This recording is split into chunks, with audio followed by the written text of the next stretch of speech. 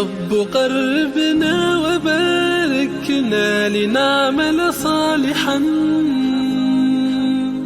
في يدي رسالة التغيير. Assalamualaikum warahmatullahi wabarakatuh. Alhamdulillah, salatu wassalamu ala rasulillah. La hawla wa la quwata illa billah. Amma ba'du. Sahabat yang dimuliakan Allah, alhamdulillah, segala puji bagi Allah Rabbul Alamin.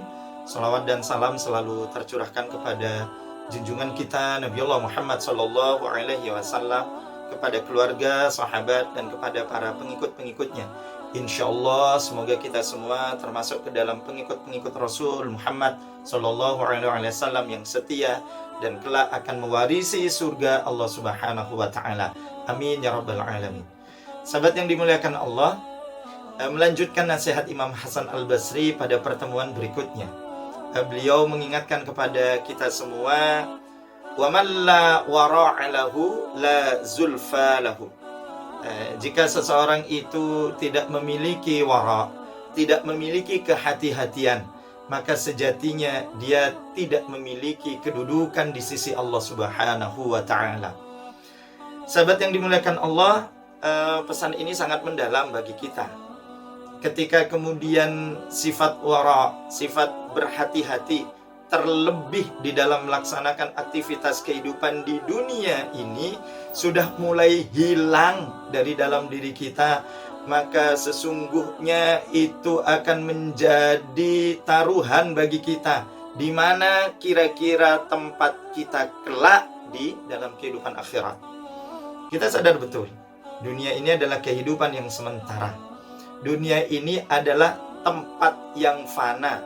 Dan semua yang terjadi di dalam kehidupan di dunia ini bisa bergonta-ganti, bolak-balik gitu. Bahkan jika mungkin dalam suasana saat ini kita seringkali memperhatikan perkara yang benar itu jadi salah, perkara yang salah pun juga menjadi benar. Yang halal dan yang haram tidak ada lagi batas pemisah yang jelas. Yang hak dan yang batil itu sudah tidak ada lagi batas pemisah yang tegas gitu. Maka kehati-hatian dalam suasana seperti ini itu harus senantiasa ada di dalam diri kita semua. Kenapa? Kalau kemudian kita tidak berhati-hati, maka sejatinya kehidupan dunia itu akan mencelakakan kita. Kehidupan yang sesaat ini akan kita korbankan, ya. Kehidupan yang kelak di akhirat akan kita korbankan semata-mata untuk kehidupan yang sesaat di dunia ini. Na'udzubillah min dzalik. Kenapa? Dunia itu penuh dengan tipu daya, sahabat yang dimuliakan Allah. Mungkin saat ini orang memuji dan menyanjung-nyanjung kita. Besok, 2 hari yang akan datang, seminggu, sebulan, setahun, 10 tahun yang akan datang, belum tentu. Saat ini, mereka yang kemudian support, mendukung dengan aktivitas yang kita lakukan, maka besok, sebulan, setahun, 10 tahun yang akan datang, itu belum tentu juga akan support dengan apa yang kita lakukan. Tetapi itu semua tidak harus menjadikan diri kita itu galau, gelisah, gundah gulana. Pada saat apa? Pada saat kita itu hanya menggantungkan aktivitas kehidupan kita itu hanya kepada Allah Subhanahu wa ta'ala.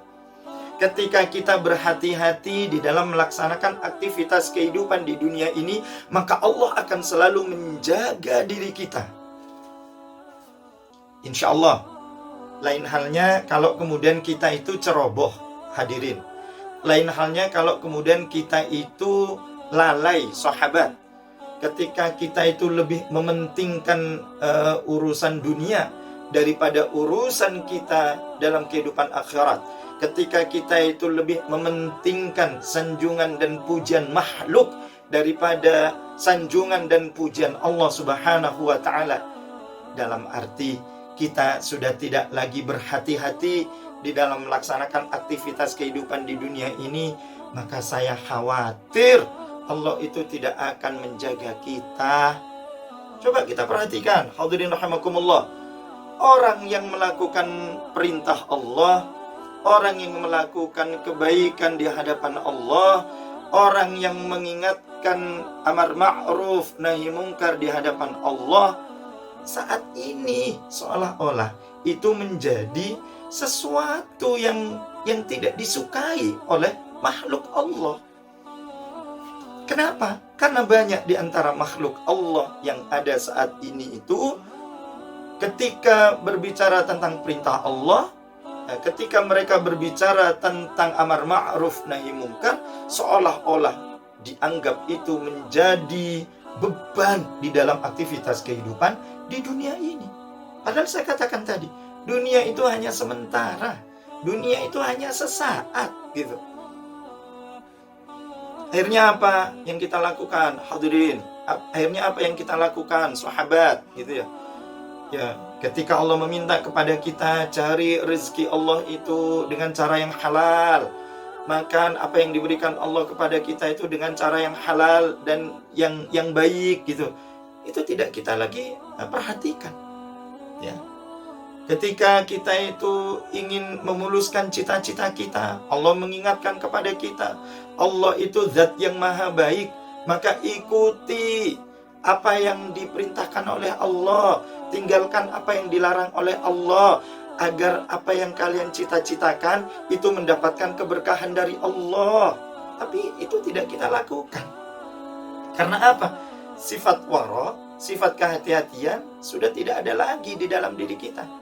Yang terpenting yang ada di dalam benak kita itu bagaimana cara mendapatkan materi yang banyak, bagaimana untuk mendapatkan kedudukan yang tinggi, mendapatkan jabatan seperti yang kita inginkan. Yang penting itu yang ada di dalam pikiran kita, tidak peduli caranya dengan cara yang dihalalkan atau dengan cara yang diharamkan, itu tetap kita laksanakan. Na'udzubillah min dzalik. Kalau itu yang kita lakukan, berarti sama saja kita itu akan mengikhlaskan diri kita ditinggalkan oleh Allah. Karena Allah sudah tidak lagi mau peduli dengan apa yang kita lakukan. Coba kita perhatikan. Orang kalau sudah berbuat maksiat dan dia itu senang dengan kemaksiatan yang dilakukan, pasti akan mengikuti kemaksiatan yang satu dengan kemaksiatan yang lain.